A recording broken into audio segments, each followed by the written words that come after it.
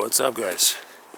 This is Walking and Talking, another episode where I walk and talk. Today I want to start with a poem which I learned yesterday, and I repeated it a few times today, and I feel really excited about telling it because at the morning I changed my usual routine and I watched a movie, and it was a movie, Dead Poets Society.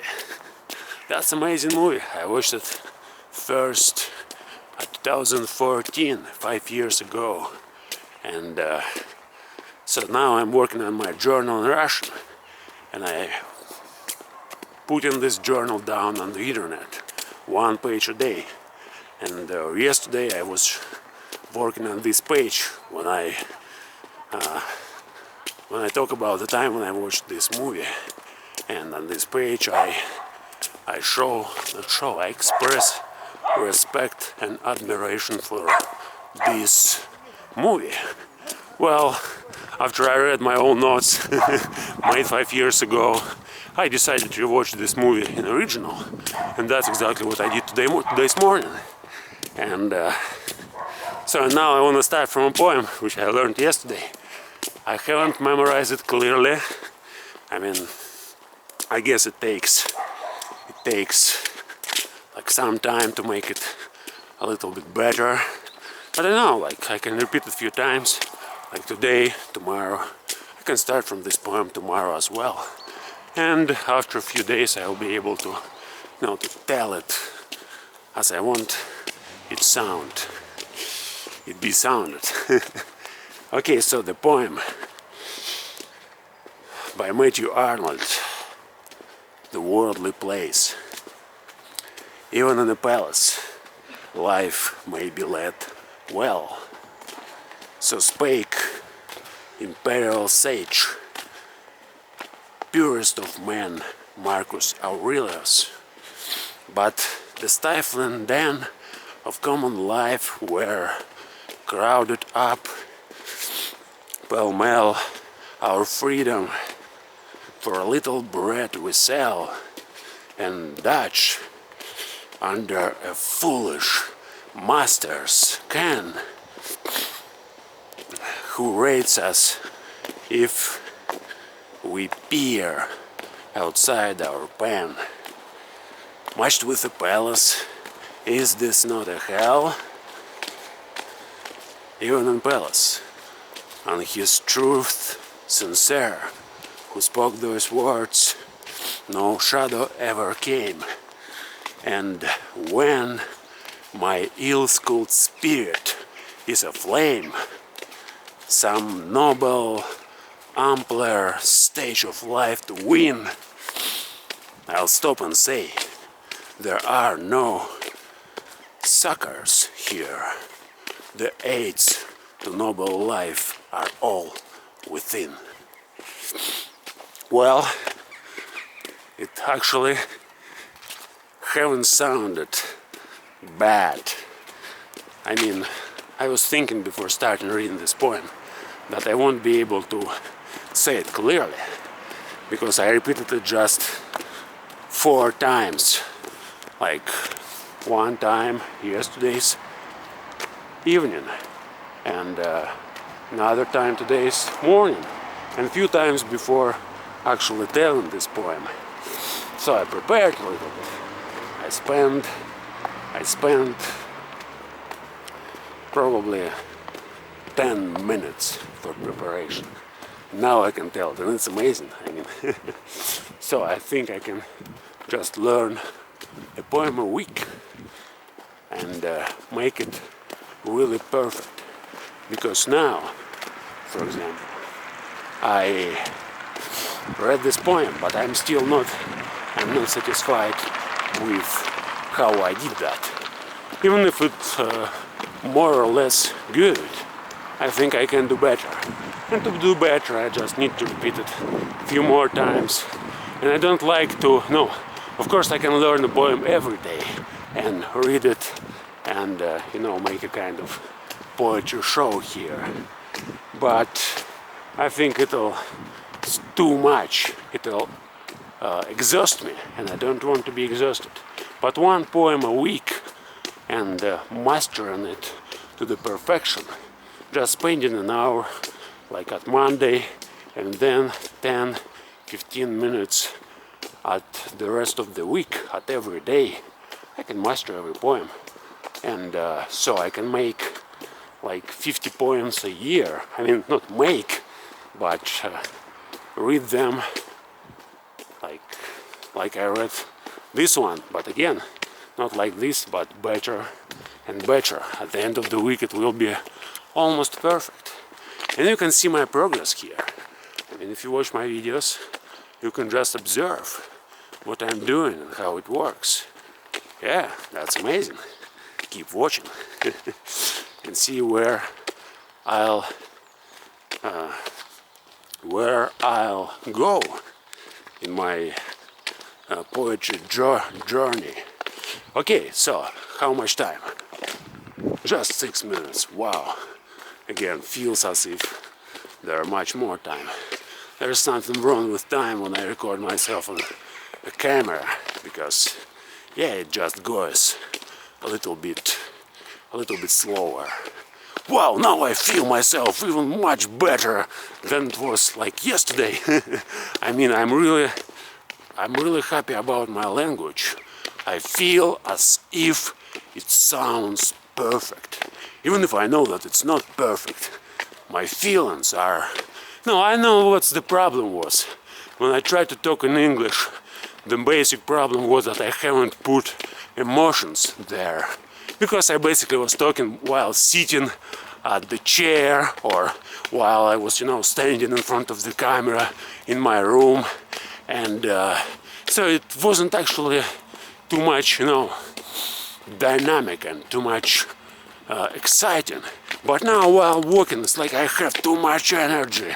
Like really, now I know how to use it. I mean, all this heat, like when I was going here last week, I remember I was completely wet, like all my body was sweating, and I didn't know what to do with that energy, and I was really upset, and it was really difficult to manage some kind of logical dialogue, and of course my language was awful and terrible.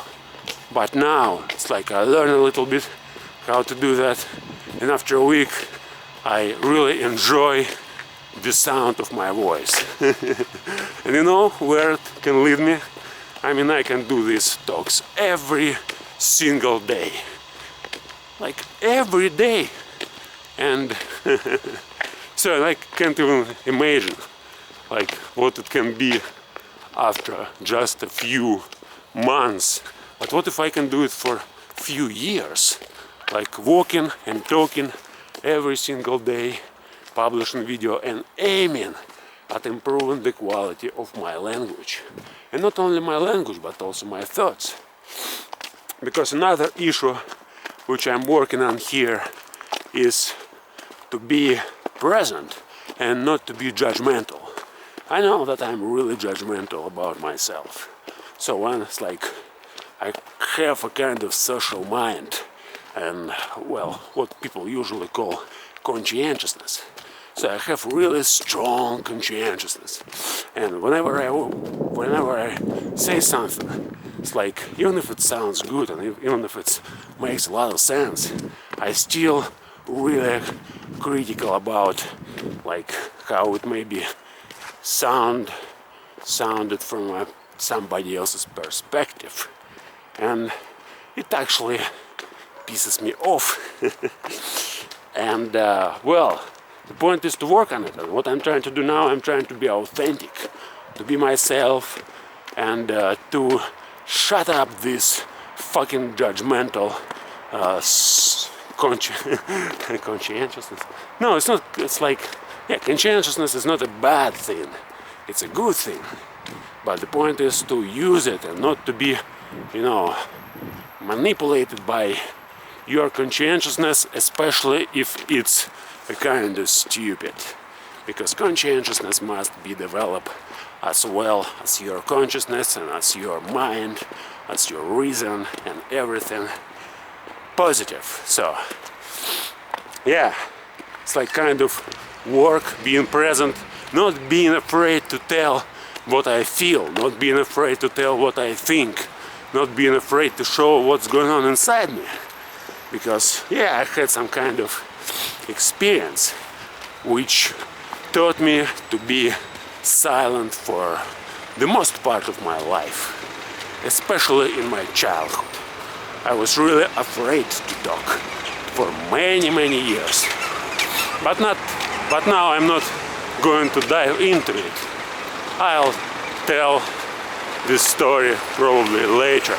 So now it's like 10 minutes and I have another 5 minutes to finish this first talk. Well, let's say something about poetry. Poetry is amazing. And I highly recommend you to watch this movie, Society, Dead Poets Society. It's really impressive, especially if you have a kind of character which is tyrannized by, you know, any kind of external circumstances and any kind of, you know, these archetypes. Well, not any kind of, you know, these social archetypes, like the figure of great father, the figure of some tyrant, and whoever it may be. So poetry, yeah, poetry. What is poetry actually? It's kind of using of language, and poetry, well, it's the way to make something out of your language so that it becomes really beautiful, really powerful, and it produces certain emotions. So you just take, like, imagine that you are extremely happy and you write a poem and you just put all your happiness, all your feelings into that poem, and you make it like really wonderful. And somebody else who can read that poem, he can extract this sense of happiness and and feel it, even if there's nothing that this somebody else may be happy about. He can still read a fucking poem where there's lots of happiness and he can feel it. But happiness, yeah, it's fuck the happiness. Let's talk about serious stuff. Let's talk about, some pain and terror and misery, because they are more real than happiness, by the way. Happiness is ephemeral. You feel it and then it's gone. But pain, it's always here.